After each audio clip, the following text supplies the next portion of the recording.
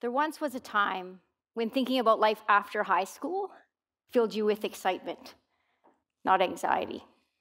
There once was a time when thinking about your career filled you with possibilities, not knots. I became a high school teacher in 2001, and about 10 years ago, I noticed a distinct difference in how young people were feeling about life after graduation. Excitement had turned to anxiety. There were just too many options to think through, and the world of work was changing much too fast. But then I noticed it wasn't just young people feeling worried about the future of work. It was my friends, it's my colleagues, it was leaders of organizations. Something was happening. You see, independent of age, people went from being excited to being anxious. Why is that? And why would we let being anxious about the future become the new normal? I imagine being 17 or 47 or 57, looking out into the future, unsure of what it looked like and what that would do to my feelings and my outlook on life and on work. So I decided to do something big. In 2018, I left being a teacher and with a small film crew embarked on a global journey around the world to try to make sense of the changes we were seeing. It was an 18-month journey that spanned 150,000 kilometers in 15 different countries to have hundreds of hours of conversation. And we made a very important discovery. There is no way to tell what the future of work will look like. There's just too many things going on, from changes in demographics to artificial intelligence, from the migration of people to geopolitics, from climate change to hybrid work. There's too many things happening all at once to make sense of it. In fact, throughout our journey, we met with some of the world's top thought leaders. And when we asked them what they saw coming in their field in 5 years, in their most honest moments, they would say that they didn't know. But then it hit us. We could not predict the changes we would see, but we could predict the challenges we would face. And that flip in thinking opened up a world of possibilities. We discovered that there are 3 main challenges that we'll face in the future of work, and it will dominate that for everyday people. So, pack your bags and come with me on a mental journey around the world to uncover the 3 challenges in the future of work. Our first stop, France. We were in the Alps, cows grazing, rolling hills, church steeples in the distance. We were there living with the head farmer of a cooperative at the time. And we said to him, wow, if we ever die and come back in another life as a farmer, we hope it's here. Look at this place. It's beautiful. We chuckled. And then he said, as beautiful as it is, our community is struggling. In fact, we have depression and even suicides right now. It was difficult to hear. He went on to say that farming's always been hard. It was hard for my grandparents and hard for my parents and hard for me, but back in the day, you would care for the cows, and the cows would produce milk, and that milk would go down the road and turn into cheese. And that cheese would go to the market and be sold, and people would buy the cheese and taste the cheese and say, Pierre, you did it again, another year of great cheese. And there was fulfillment there. My hard work was recognized by the person who ate the cheese. Now, farming's still hard. Care for the cows, and they produce milk, and now a truck comes by and picks up that milk. And our milk gets mixed in with the other farmer's milk. And all of a sudden, my hard work is anonymous. No one says anything anymore.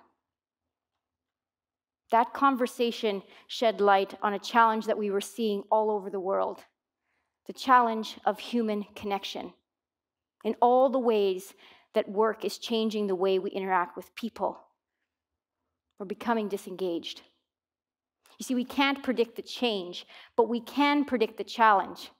And so if human connection is a challenge that we know we need to face in the future of work, then we can solve for that if we are aware and intentional about our human connections at work, even when they're not obvious. Who receives your work? Whose hard work do you receive? Connect. Challenge number 2, come with me to Italy. Specifically, a region in the south called Puglia, where they live the dolce vita, the sweet life. Here, 80% of the businesses are still family-run. They take 4 to 6 coffee breaks per day. And the lunch break in the workday is 3 hours long. They have mastered the art of human connection and kept it as a top priority. We were there presenting our findings with a group of professionals, and specifically, we were discussing the decision to keep a 3-hour lunch break in the workday with new technology and business models taking hold fast in countries all around them. And then they said to us, okay, we know we have a beautiful work-life balance, but you've been all over the world. You tell us, are we in danger of becoming irrelevant?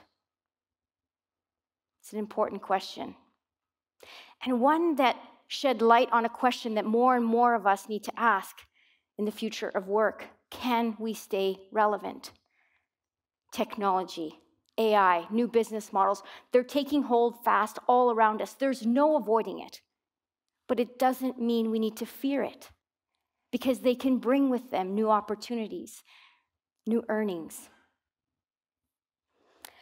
Gone are the days where the same skills you had at the beginning of your career will last you all the way until the end. 30 years ago, jobs and skills were stable, but not anymore. New technology is driving the need to learn new skills. Technology may change what you do in your career, but it will definitely change how you do it. The problem is, it's tough to know how or when that change is coming. You see, we can't predict the change, but we can predict the challenge. So if staying relevant is a challenge that we know we need to face in the future of work, then we can solve for that if we fall in love with lifelong learning, because then we can be on the front end of that change when it arrives. So challenge number 1, can we stay connected? Can we keep the human connection in our work to stay engaged? Challenge number 2, can we stay relevant? Can we fall in love with learning enough so that we're on the front end of change as it enters into our work? For challenge number 3, let's head to Korea. We were there about 3 weeks, and at this point, very used to the 36 lanes of traffic buzzing below our high-rise. But one morning, we opened the curtains, and there was silence. No traffic. We went on to learn that it was their national exam day, the day that people would write a test that would determine their career path. So silence was needed. No cars on the road. Road construction stopped. Planes were grounded. In fact, the only sound on the road we would hear that day is police escorts getting students who'd slept in to the exam. Imagine the pressure of that. An entire country that holds its breath for you to write a test that determines your future. That pressure stays on in career long after that exam is written. We would oftentimes see subways packed with people in business suits as late as 11 p.m. South Korea has just decreased its maximum hourly work week from 68 hours to 52. South Korea has been on a rocket ship of economic growth and technology. If you go to Seoul, it looks like you've stepped into the future. But that pace has come at a dark trade-off. one that they're trying to understand and fix.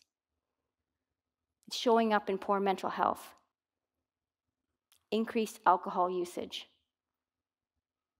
and increased divorce rates. It shed light on a challenge that we were seeing all over the world, the challenge of staying healthy. You see, whether it's technology, longer work hours, or the isolation that can come from working at home, can we stay healthy? Mentally, physically, emotionally. You see, we can't predict the change, but we can predict the challenge. So if staying healthy is a challenge that we know we need to face, then we can solve for it if we are honest and proactive about the changes we know we need to make in our lifestyle.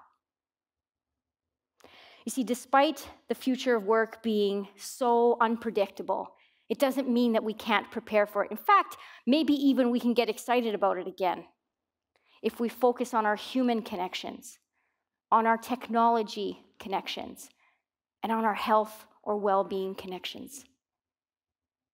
Now I imagine being 17 or 47 or 57, looking ahead to the unpredictable future of work and being able to say, I don't know what's coming, but I actually feel ready for it. Thank you.